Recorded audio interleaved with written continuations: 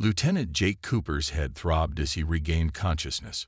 The emergency lights in his experimental FTL ship's cockpit blinked red, casting eerie shadows across the cracked display screens.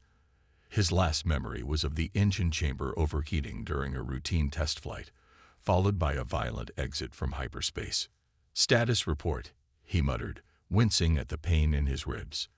The ship's AI remained silent, completely fried from the crash.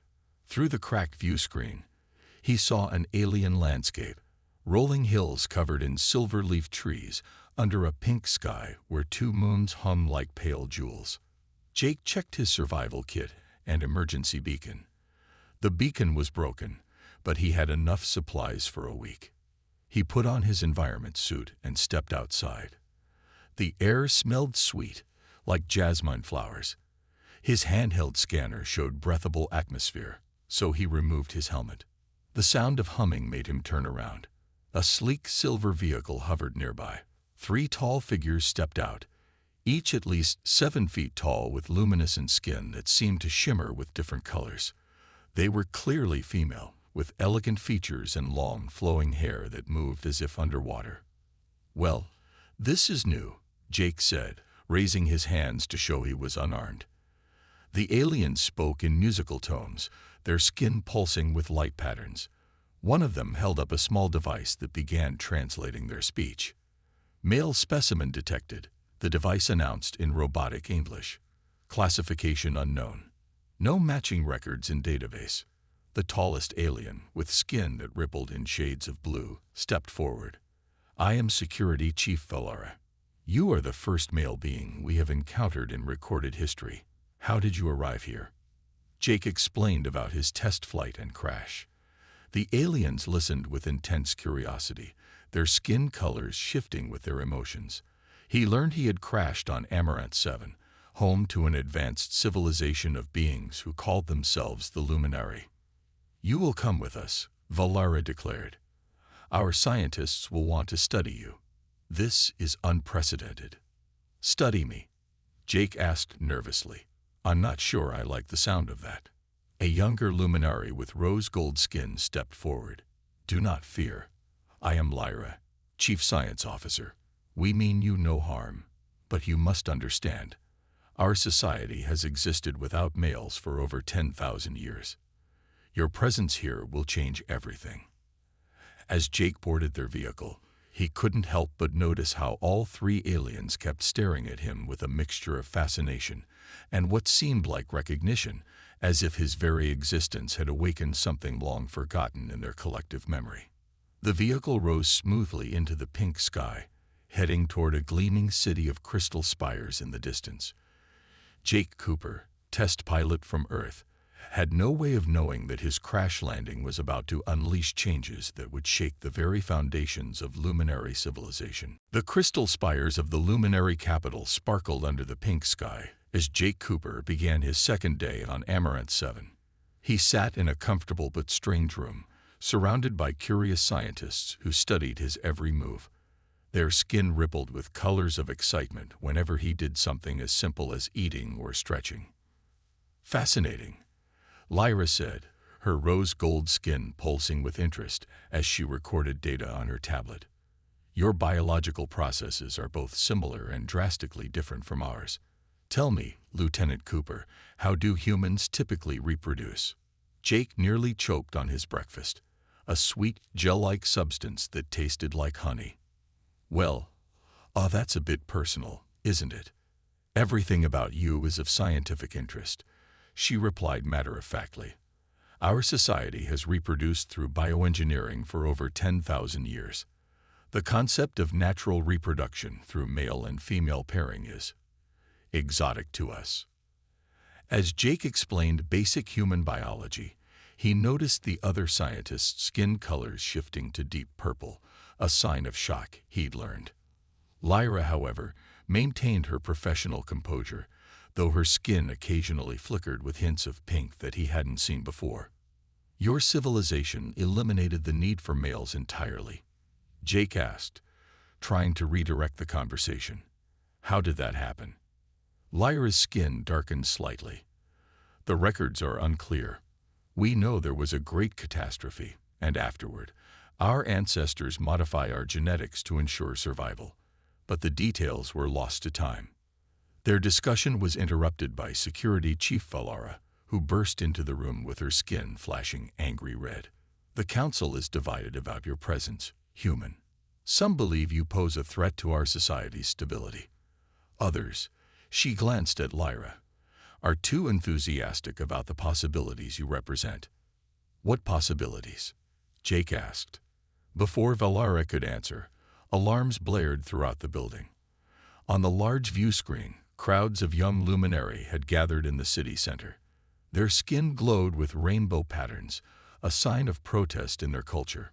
This is why I was concerned, Valara hissed. Your presence has awakened forgotten instincts in our youth. They're demanding access to the sealed historical archives about our original biology. Lyra stepped between them, her skin now pulsing with determined gold. Perhaps it's time we faced our past, Valara. Lieutenant Cooper's crash landing might be more than accident. Look at his genetic structure. It resonates with our ancestral patterns in ways that shouldn't be possible. Jake watched the growing crowds on the screen, realizing that by simply existing, he had become the catalyst for massive social change. And judging by the way Lyra's skin sparkled when she looked at him, these changes might be more personal than anyone expected. The ancient data core hummed to life as Lyra placed her hand on the activation panel. Jake stood beside her in the sealed archives beneath the city, watching as holographic displays flickered with information unseen for millennia.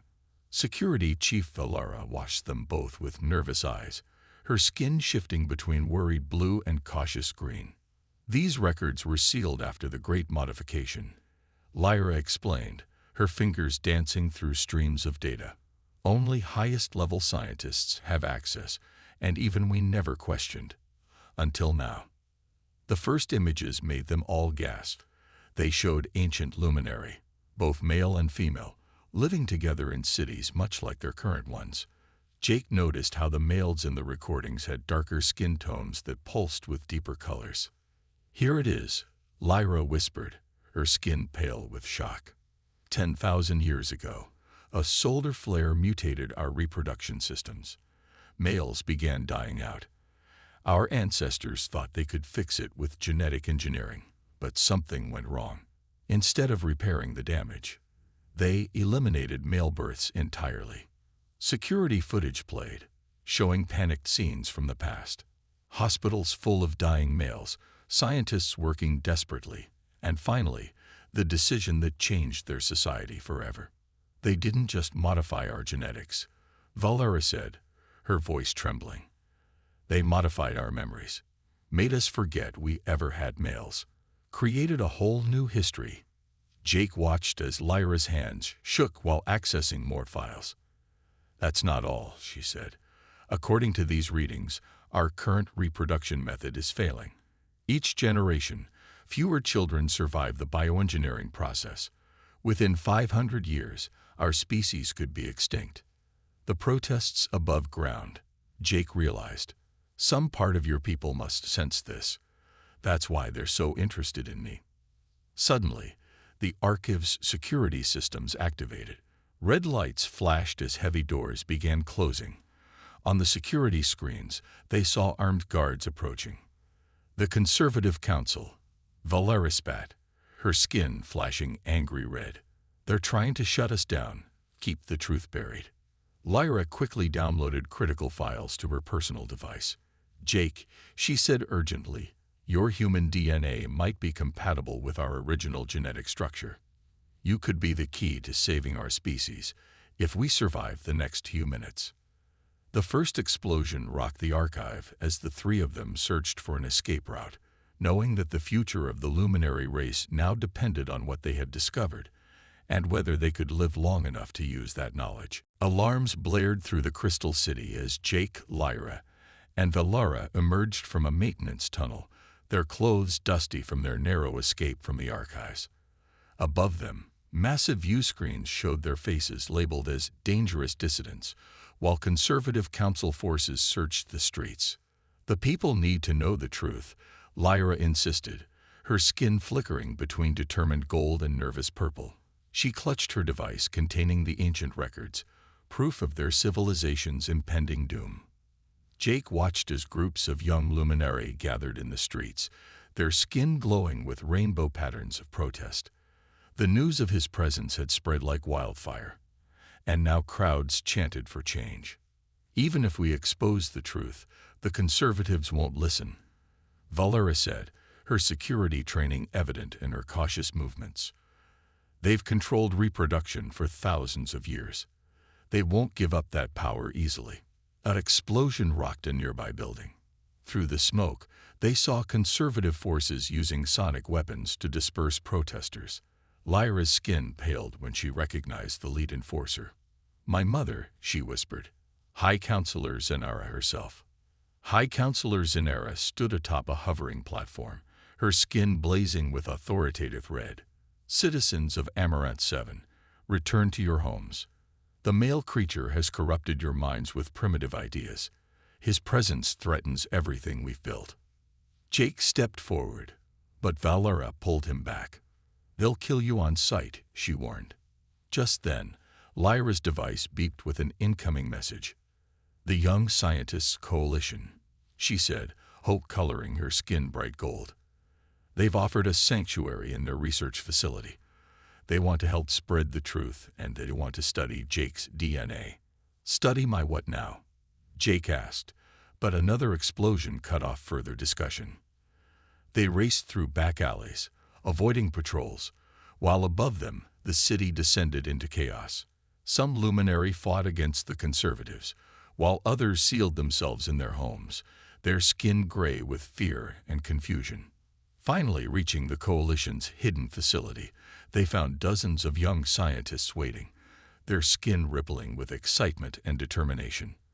On their screens, genetic simulations already ran, combining human and luminary DNA sequences. "Welcome, Lieutenant Cooper," said the lead scientist, her skin shimmering with welcome. "We believe you're not just a random crash landing. Your genetic structure might be exactly what we need to save our species. That is, if you're willing to help us." Jake looked at Lyra, whose skin now pulsed with colors he'd never seen before, colors that made his heart race. The choice before him would change not just his life, but the future of an entire civilization. The Young Scientists Coalition laboratory buzzed with activity as Jake watched Lyra work. Her skin glowed intense gold as she combined his DNA samples with ancient luminary genetic patterns. 3 days had passed since their escape, and outside, the city was divided between revolution and tradition. "It's working," Lyra announced, her skin pulsing with excitement. "Jake's DNA is compatible with our original genetic structure. We can restore natural reproduction to our people." Screens around the lab displayed the results. Simulations showing healthy luminary children, both male and female, born through natural means. The young scientists erupted in celebration, their skin shimmering with rainbow colors. But their joy... The Crystal City trembled under the weight of civil conflict. In the main plaza, High Counselor Zenara stood face to face with her daughter Lyra, their skin colors clashing like storm clouds, one angry red, the other determined gold. "You carry an abomination," Zenara spat, gesturing at Lyra's slightly glowing midsection. "This isn't natural." "No, Mother," Lyra replied calmly. "This is the most natural thing our people have done in 10,000 years." Jake watched from nearby, protected by Valera and loyal security forces. Around them, the city's population had gathered, their skin shifting between curious blue and anxious green as they waited to see what would happen. Suddenly, emergency alarms blared throughout the city. On the massive view screens, a new signal appeared. From Earth. Jake's heart stopped when he saw the familiar logo of the Space Force Command. "This is Admiral Chen of Earth Space Force," the transmission announced. "We've tracked our missing pilot to your world. We demand his immediate return." The crowd's attention shifted to Jake. He felt Lyra's eyes on him, her skin now pale with fear. The child she carried, their child, represented hope for an entire civilization. but Earth was calling him home. "Your choice is simple," Zenara declared, her voice carrying across the plaza. "Return to your world, human. Leave us to our ways." "No," Jake stepped forward, his voice strong. "My choice isn't simple at all. I've seen your past, your present, and I want to be part of your future." He turned to address the gathered crowds. "Your society isn't dying because of change. It's dying because you're afraid of it." The genetic data from Lyra's research flashed across every screen in the city. Birth rates, population decline, the devastating truth of their species' future. But alongside it, new data showed hope. Simulations of a revitalized population, of natural births bringing new strength to their genetics. Zenara's skin flickered, showing uncertainty for the first time. "The system we built has kept us alive for thousands of years. And now it's killing us," Lyra finished. "Mother, feel the life growing inside me. This is what our ancestors fought to preserve, not the system that's replacing it." Earth's ships appeared in the pink sky above, waiting for Jake's answer. The future of two civilizations hung in the balance as he made his choice. 1 year had passed since Jake's decision to stay on Amaranth 7. The Crystal City sparkled under the pink sky, but now it looked different. Construction crews were building new family housing units, and the streets buzzed with a mix of traditional and naturally born luminary. In the central medical facility, Lyra held their child. A baby girl whose skin shifted through rainbow colors as she laughed. Her eyes had Jake's deep brown color, but her luminescent skin marked her as truly luminary. High Counselor Zenara, now a doting grandmother, watched with wonder as the child's skin pulsed with joy. "We were wrong," Zenara admitted, her own skin glowing with peaceful blue. "Change wasn't our enemy. Fear was." She had stepped down from the Conservative Council, now leading the new Department of Natural Evolution. Earth had initially protested Jake's choice to stay, but the discovery of compatible cross-species genetics had opened unprecedented diplomatic opportunities. The first Earth Embassy now stood proudly in the city center, where human scientists worked alongside luminary researchers.